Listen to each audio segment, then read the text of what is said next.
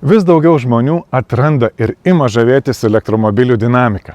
Neretas bando šią savybę išnaudoti gatvėse, startuodamas prie šviesoforo ir lenktyniaudamas su kitais. Tai gali būti smagu, tačiau pripažinkime, gatvės tikrai nėra tinkamiausia vieta tokiems išbandymams. Todėl labai džiugu, kad vis dažniau atsiranda specialiai organizuojamų varžybų, kuriuose elektromobilio entuziastai gali pasivaržyti tarpusavyje įvairiose disciplinose.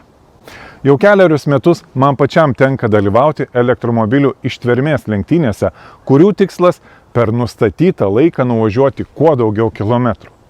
Būna ir 24 valandų trukmės varžybų, kuriuose skaičiuojama, kiek ratų elektromobiliai įveiks per parą. Na, o šiandieną su visa šeima leidžiamės į dar vieną elektromobilių varžybų formatą – elektromobilių ralį. O jam, žinoma, pats tinkamiausias automobilis – sportiškas ir ryškiai raudonas autobusiukas Volkswagen ID. Buzz GTX. Na gerai. Šis elektromobilių ralis šiek tiek kitoks, nei daugelis įsivaizduoja išgirdę šį žodį. Mes labiau kalbame apie orientacinės varžybas, kurios šį kartą vyksta ne Lietuvoje, o Latvijoje. Džiaugiamės gavę kvietimą į šį renginį, nes mums tai bus puikia proga praleisti daugiau laiko su šeima ir žinoma pamatyti, kaip elektromobiliai atrodo ir šiame formate. Kita šios kelionės misija – išbandyti, kaip vystosi elektromobilių įkrovimo infrastruktūra. Tad aplankysime kelias visai naujai įrengtas elektromobilio įkrovimo vietas, kurių operatorius lig šiol labiau asocijavosi su degalais. Pabandom.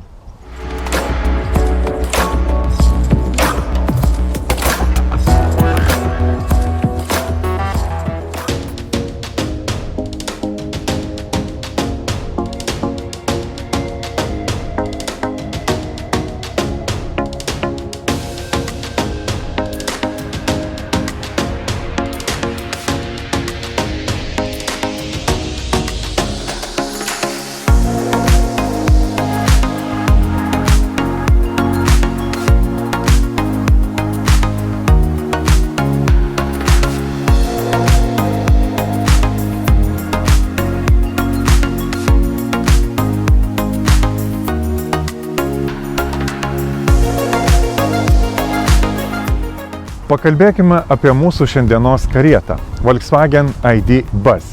Tai atnaujinta Buzzo versija, turinti šiek tiek didesnę bateriją bei naują galingesnį elektrinį motorą. Dėl šių pokyčių automobilis ne tik greičiau įsibėgėja, bet ir pasižymi geresniu efektyvumu, lyginant su ankstesne jo versija. O tai reiškia šiek tiek daugiau nuvažiuojamų kilometrų. Dar vienas svarbus pokytis – dabar automobilyje gali keliauti iki 6 žmonių, kai anksčiau vietų skaičius buvo 5, įskaičiuojant ir vairuotoją. Jei reikia dar daugiau erdvės ir didesnio nuvažiuojamo atstumo, galima rinktis prailgintą ID. Buzz versiją, kurios baterijos talpa padidinta iki 86 kWh. Tai suteikia papildomų kilometrų, o viduje jau telpa 7 keleiviai.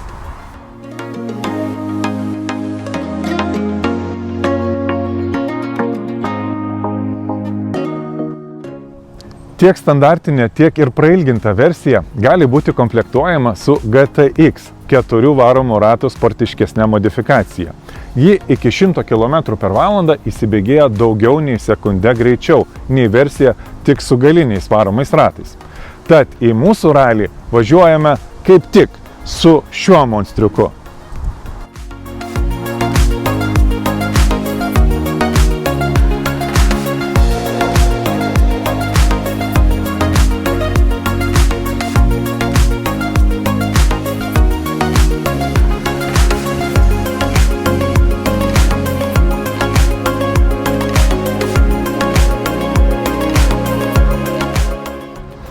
Neste iki šiol geriausiai žinoma dėl savo automatinių degalinių tinklo. Elektromobilių įkrovimo plėtrą Baltijos šalyse pradėjo visai neseniai, todėl jų tinklas dar nėra plačiai išvystytas. Šiuo metu veikia vos 3 įkrovimo stotelės Lietuvoje, 3 Estijoje ir 5 Latvijoje. Nors stotelių dar nėra daug, jos įrengtos strategiškai patogiose ir svarbiose vietose. Pavyzdžiui, 2 iš jų Lietuvoje esančių stotelių yra kaip tik mūsų kelyje į Rygą. Tad kelionės metu išbandysime bent kelias iš jų. Kol kas Neste įkrovimo stotelių Lietuvoje galia svyruoja nuo 240 iki net 400 kW. Tai tikrai geri rodikliai. Tačiau verta žinoti vieną svarbų niuansą. Maksimali įkrovimo galia, nurodoma Neste programėlėje ir ant pačių stotelių, pasiekiama tik elektromobiliams su 800 V architektūra. Tai reiškia, kad jei atvyksite su 400 V technologiją turinčiu elektromobiliu, o tokių yra dauguma, tarp jų ir mūsų Volkswagen ID Buzz, jūsų įkrovimo galia bus apribota maždaug per pusę. Pavyzdžiui, Panevėžio aplinkelio Neste stotelėje, kur deklaruojama 240 kW galia, mes su ID Buzz pasiekėme maksimaliai 120 kW. Analogiška situacija buvo ir prie Pasvalio Neste stotelės. Nors oficialiai nurodomi 300 kW, realiai gavome tik apie 150. Tai tikrai nėra blogas rezultatas, tačiau verta turėti omenyje, kad pavyzdžiui Volkswagen ID Buzz GTX maksimaliai krovimo sparta gali siekti ir 200 kW. Todėl tokie niuansai yra svarbus, norint priimti informuotą sprendimą prieš atvykstant į krovimo stotelę. Galiu pasidžiaugti, kad Neste įkrovimo stotelėse galima pasirinkti jums patogiausią atsiskaitimo būdą. Kadangi nuo ankstesnių laikų turėjau Neste programėlę, man buvo patogiausia įkrovimą pradėti ir atsiskaityti būtent per ją. Vis dėlto programėlės turėti nėra būtina. Prie kiekvieno įkrovimo punkto yra mokėjimo terminalai, kuriuose galima patogiai atsiskaityti bet kurią mokėjimo kortelę.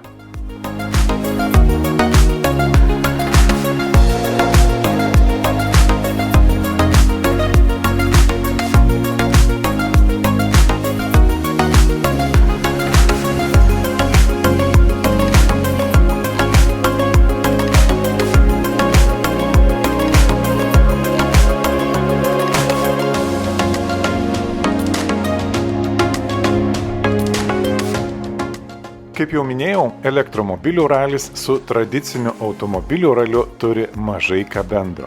Tai linksmos, draugiškos orientacinės varžybos skirtos elektromobilių entuziastams, kuriuose privaloma laikytis kelių eismo taisyklių.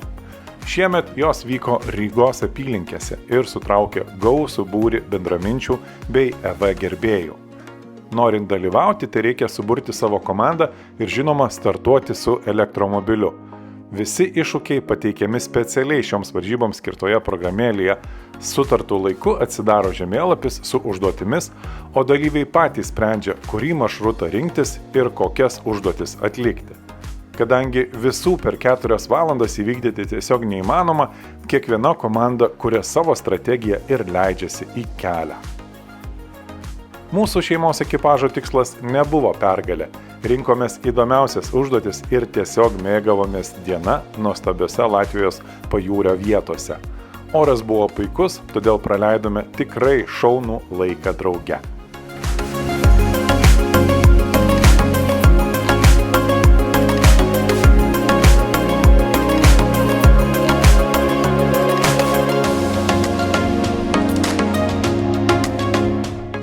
Didelis ačiū organizatoriams už kvietimą. Tikimės, kad panašus elektromobilių ralis netrukus bus surengtas ir Lietuvoje. Tikrai rekomenduoju išbandyti. Tai puikus būdas smagiai praleisti dieną tarp bendraminčių ir pasisemti geros energijos.